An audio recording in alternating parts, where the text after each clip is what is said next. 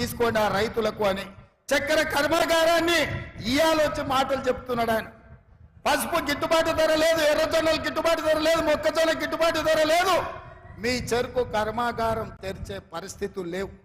ఇవేమీ చెప్పలే. కాంగ్రెస్ పార్టీని ఈ దేశంలోనే లేకుండా చెయ్యాలి అని వారు అంటున్నారు. కాంగ్రెస్ ముక్త భారత్ అంటున్నాడు. నేను అడుగుతున్నా, కాంగ్రెస్ ముక్త భారత్ అంటే మేము ఇచ్చిన రిజర్వేషన్లు రద్దు చేయడమే కదా? కాంగ్రెస్ ముక్త భారత్ అంటే మేము ఇచ్చిన తెలంగాణను అవమానించడమే కదా? దీనికోసం నరేంద్ర మోడీ గారు 7 విమానాలు వేసుకొచ్చి మెదక్ జిల్లాలో మీటింగ్ పెట్టి మనల్ని తిట్టిపోతాడా? ఇదే కాదు, నేను ముఖ్యమంత్రి అయిన తర్వాత వారిని కలిసిన.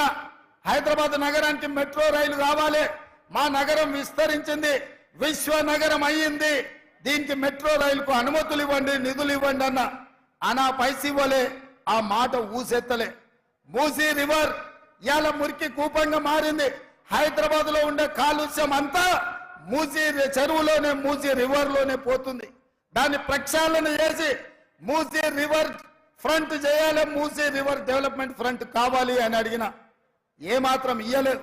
హైదరాబాద్ నగరానికి దాహార్తిని తీర్చడానికి ఇవాళ కృష్ణా జలాలను అదనంగా తరలించాలని అడిగిన, మనకి ఇవ్వలేదు. పాలమూరు రంగారెడ్డి ఎత్తిపోతల కోసం 90 టీఎంసీల నీటి కేటాయింపులు జరగాలి, కర్ణాటకను ఒప్పించి మా నీళ్లు మాకు కేటాయించండి అని అడిగిన. ఆ మాట కూడా మాట్లాడలే. మరి నేను అడుగుతున్నా నరేంద్ర మోడీ గారు, పార్లమెంటులో తెలంగాణ రాష్ట్రం గురించి కాంగ్రెస్ తలుపులు మూసి లైవ్లు కట్ చేసి తెలంగాణ ఇచ్చింది, తల్లిని చంపి బిడ్డను బతికిచ్చిందన్నారు. తెలంగాణను అవమానిస్తావు, తెలంగాణకు నిధులు ఇవ్వవు, తెలంగాణకు నీళ్ళ కేటాయింపులు ఇవ్వవు.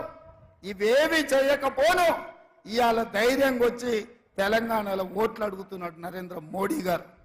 మేము కుట్ర చేయలేదంటుడు.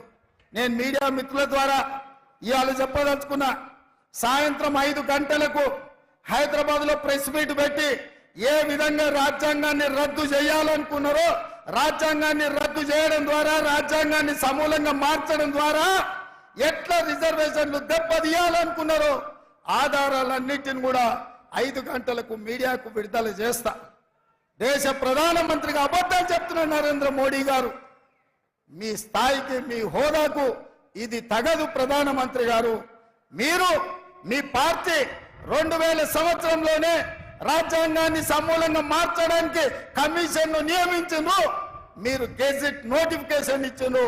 సాయంత్రం 5 గంటలకు 2000 సంవత్సరంలో రాష్ట్రపతి ప్రసంగంలో రాజ్యాంగం మార్పు గురించి బీజేపీ ప్రభుత్వం ప్రస్తావించింది, పార్లమెంటులో ప్రకటన చేసింది. ఈ వివరాలన్నిటిని కూడా ఈరోజు దేశ ప్రజలకు నేను విడుదల చేయదలుచుకున్నా. నేను మీరు రాజ్యాంగాన్ని మార్చాలనుకుంటుంటే, రిజర్వేషన్లు రద్దు చేయాలనుకుంటుంటే అది వద్దు. ఈ దేశంలో దళితులు, గిరిజనులు ఇంకా ఆర్థికంగా చితికిపోయి ఉన్నారు. రిజర్వేషన్ ఉండాలి, వాళ్ళకే కాదు బీసీలకు కూడా రిజర్వేషన్లు ఇవ్వాలి అని నేను చెప్పిన. దానికోసం నా మీద కేసు పెడతావా? ఆ కేసులకు భయపడతానా? నేను 20 ఏళ్ల నుంచి ఎన్నో ఒడిదుడుకులను చూసినా, ఎన్నో ఆటుపోట్లను చూసినా. ఇవాళ మీరు అనుకుంటుందేమో గుజరాత్ నుంచి వచ్చి తెలంగాణ మీద పెత్తనం చేస్తామని.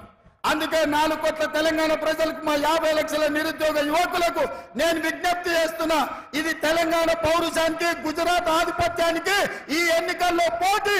చూద్దాం తెలంగాణ పౌరుషం గెలుస్తుందో, గుజరాత్ ఆధిపత్యం గెలుస్తుందో నేను చూస్తా.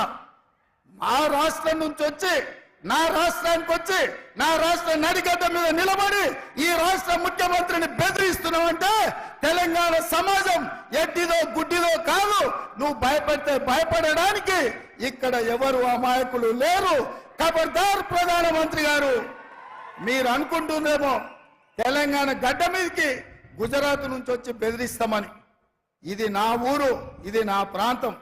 నా ఊరికి వచ్చి నన్నే బెదిరిస్తావా? నేనేం మాట్లాడినా రిజర్వేషన్లు రద్దు చేయొద్దని అడిగిన, రాజ్యాంగాన్ని మార్చొద్దని అన్నా.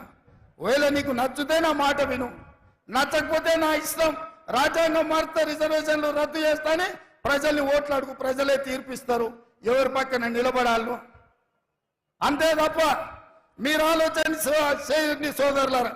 పక్కూరోడు మన ఊరికి వచ్చి మన ఊరు చౌరస్తలు నిలబడి మనల్ని అవమానించే విధంగా మన ఊరోళ్లను తిడుతూ ఊరుకుంటే మనం ఊరుకుంటామా?